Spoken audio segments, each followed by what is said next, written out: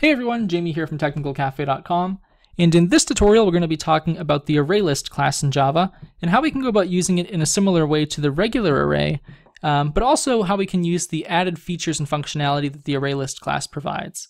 So if you look up on the screen here, you'll notice that we have a public class called ArrayLists, and within that class we have the main method.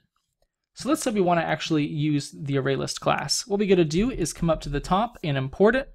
And one quick thing to note is that the ArrayList class is actually an array-like implementation of the list interface in Java.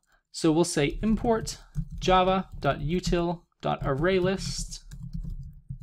And now that we've imported that, we're good to go and start using the ArrayList in our program. So let's go ahead and say ArrayList mylist equals new ArrayList.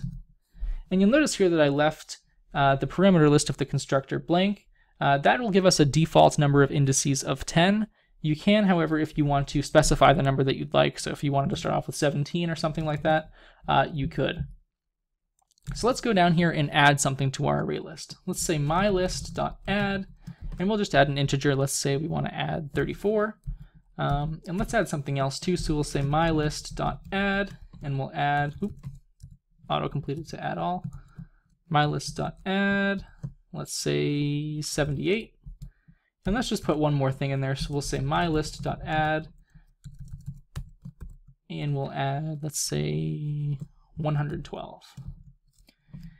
And what we have here are 3 items in our array list, but what you'll notice is that we have 4 error messages here, and if we hover over one of them, you'll notice that it says type safety. The method add belongs to the raw type array list. References to generic type array list should be parameterized.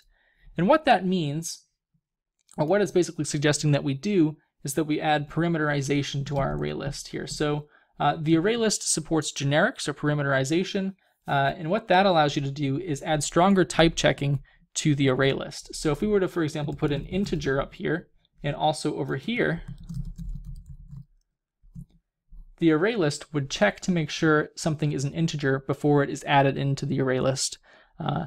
As it is without the parameterization here, the array list will accept basically any object that you try to put into it, so a string, a double, an object of another class, and it'll just take it and roll with it. So you might get errors somewhere down the line if you weren't looking to use one of those objects.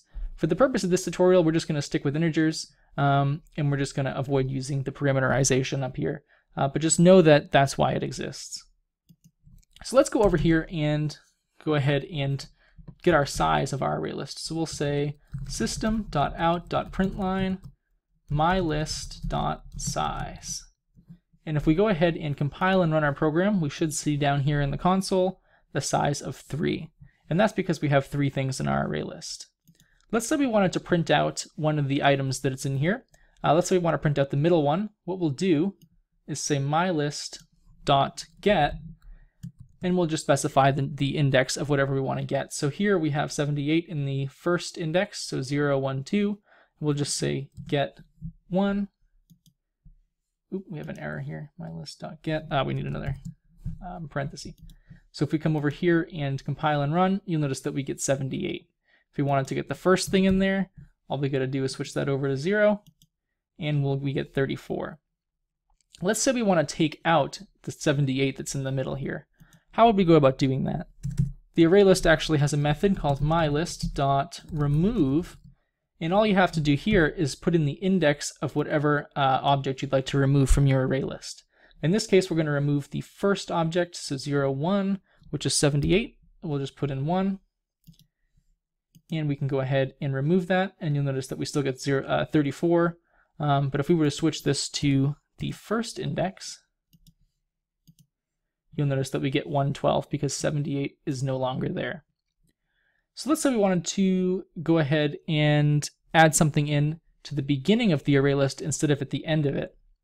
You can do that too by saying mylist.add, and when you add something to the array list, there's actually an overloaded method here, the add method, and it allows you to specify whatever index you'd like to add the object to. So let's say we want to add to the 0th index something like 523. You can go ahead and do that. by specifying the 0th index and then the elements that you'd like to add there.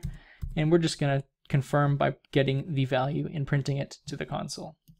So if we come over here and compile and run, we get 523 as the 0th element in the array list. And if we check the first element, we should have 34. And we do. So these are just some of the things that you can do with an array list. One of the great things about it is that unlike with a traditional array, an array list can grow with the number of things you put into it. So for example, if you start off with an array list of a default size of 10, but you want to add in 15 things, the array list allows you to do that without having to, copy everything to a new array and build a new array like you might have to with a standard array. So feel free to play around with the array list. If you look at the ArrayList Java doc on the Oracle website, you'll notice that there are many more methods you can use. And it's just something to get familiar with, as it can come in handy quite a bit in programming. So thank you for watching and have a great day.